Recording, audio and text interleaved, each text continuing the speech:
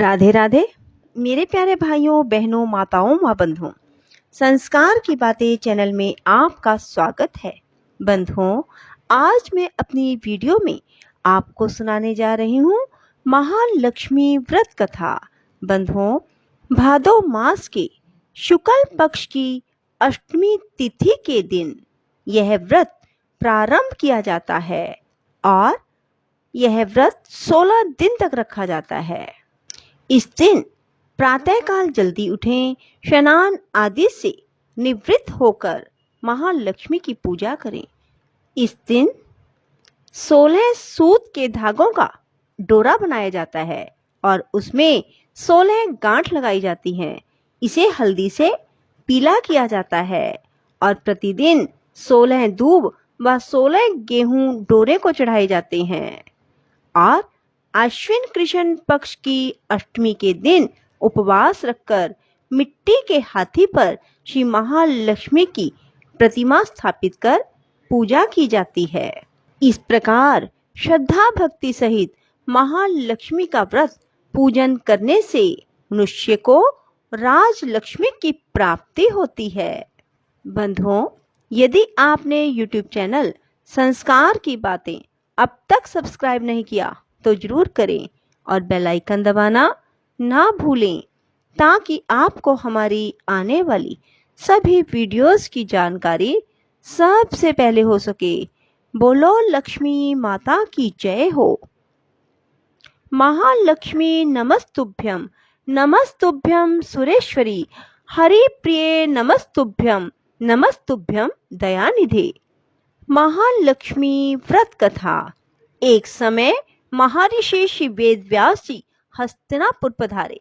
उनका आगमन सुन महाराज धृतराष्ट्र उनको आदर सहित राजमहल में ले गए। स्वर्ण सिंहासन पर विराज कर चरणोदक ले उनका पूजन किया। श्री व्यास जी से माता कुंती और गंधारी ने हाथ जोड़कर प्रश्न किया, हे महामुने, आप त्रिकालदर्शी हैं, अतः आपसे हमारी प्रार्थना है कि आप हमको कोई ऐसा सरल व्रत और पूजन बताएं जिससे हमारा राज्य लक्ष्मी, सुख संपत्ति, पुत्र पौत्र आदि व परिवार सुखी रहे। इतना सुन श्री वेद व्यास जी कहने लगे, हम एक ऐसे व्रत का वर्णन करते हैं जिससे सदा लक्ष्मी जी का निवास होकर आपके घर में सुख समृद्धि में वृद्धि होती रहे। यह श्री महालक्ष्मी जी का व्रत है जिसे भादो मास के शुक्ल पक्ष की अष्टमी को शुरू किया जाता है और आश्विन कृष्ण अष्टमी तक किया जाता है। हे महामुने, इस व्रत की विधि मैं आपको विस्तार पूर्वक बता रही हूँ।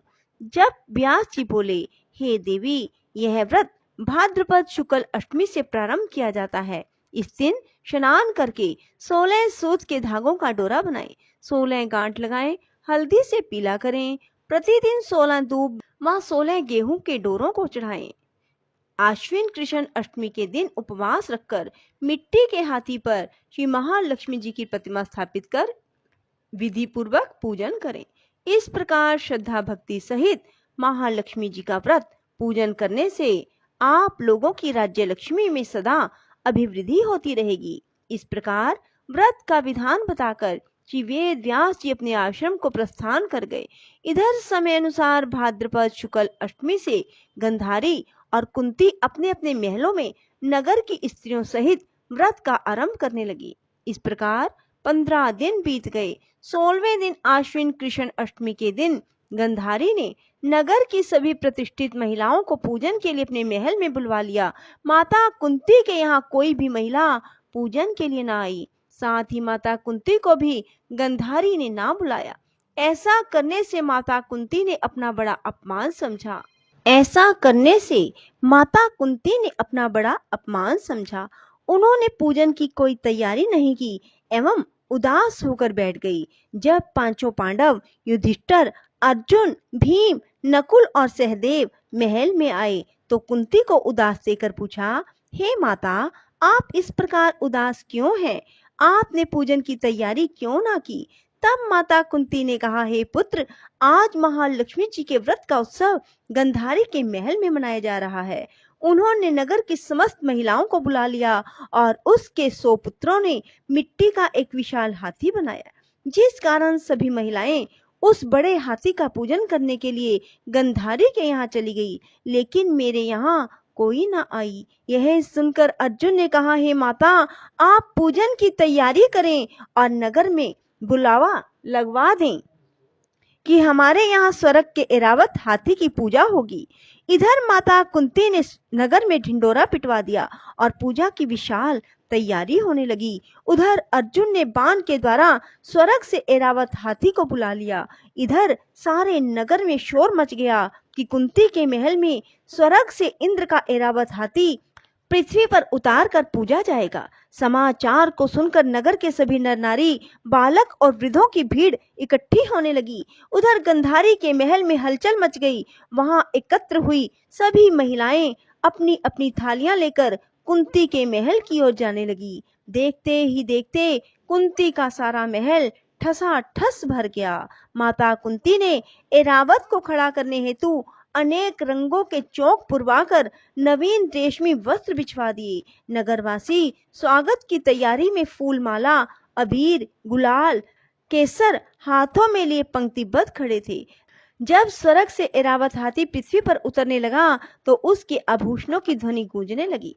ऐरावत के दर्शन होते ही जय जयकार के नारे लगने लगे। सायंकाल के समय इंद्र का भेजा हुआ हाथी ऐरावत माता कुंती के भवन के चौक में उतर आया।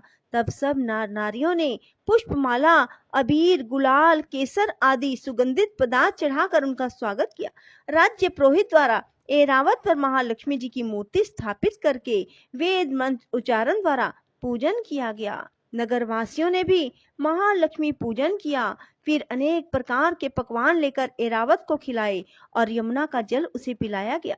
राज्य पुरोहित द्वारा स्वस्ति वाचन करके महिलाओं द्वारा महालक्ष्मी का पूजन कराया गया। 16 गांठों वाला डोरा लक्ष्मी जी को चढ़ाकर अपने अपने हाथों में बांध लिया। ब्राह्मणों को भोजन कराया गया। दक्षिणा के रूप में स्वर्ण आभूषण, वस्त्र आदि दिए गए। तत्पश्चात महिलाओं ने मिलकर मधुर संगीत लहरियों के साथ भजन कीर्तन कर संपूर्ण रात्रि महालक्ष्मी व्रत का जागरण किया।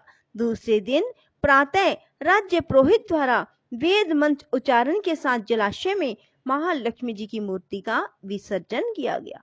फिर ऐरावत को विदा कर इंद्रलोक भेजा गया। इस प्रकार जो स्त्रियां भी श्री महालक्ष्मी जी का विधि पूर्वक व्रत कर पूजन करती हैं, उनके घर धन धान्य से पूर्ण रहते हैं तथा उनके घर में महालक्ष्मी जी सदा निवास करती हैं।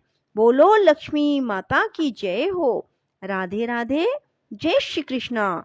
बंधुओं, यदि आपको हमारी ये कथा पसंद आए तो इसे लाइक करने के साथ साथ शेयर अवश्य करें और कमेंट बॉक्स में राधे राधे लिखना ना भूलें, ताकि आपको कथा श्रवण करने का पूर्ण फल मिल सके।